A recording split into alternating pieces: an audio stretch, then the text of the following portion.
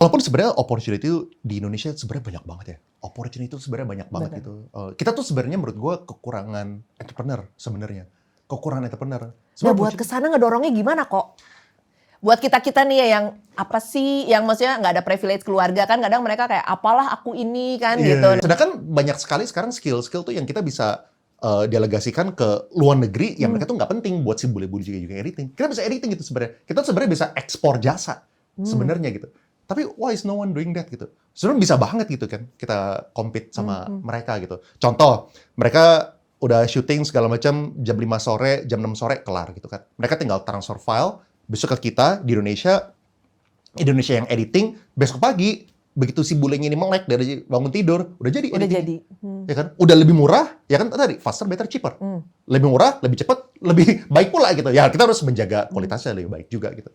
Kalau misalnya itu terjadi kan there is no reason why kita tuh nggak bisa afford ke sana gitu. Apalagi di zaman sekarang yang semua teknologi bisa ada kan Iya. kok ya sebenarnya ya. Benar. Emang masalah tentu dan juga ini sih kayak banyak orang itu terlalu menyekat-nyekat diri.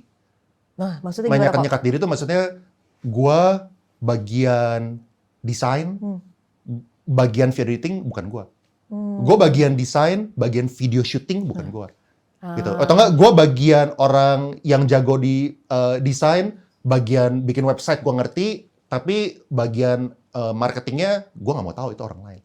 Itu yang mengakibatkan orang itu tuh pasti nggak bisa maju gitu. Soalnya semua pengusaha yang gua tahu, at least yang mulai dari bawah lah ya, itu semua mengerjakan semuanya sendiri dulu.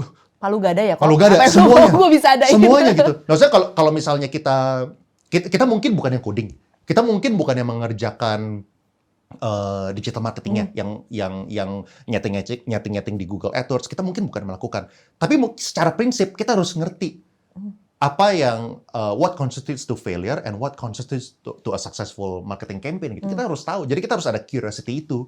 Kita nggak boleh kayak ini kan bukan bagian gua, orang lain aja gitu. Itu pasti nggak bisa gimana caranya gitu. Orang budget kita terbatas.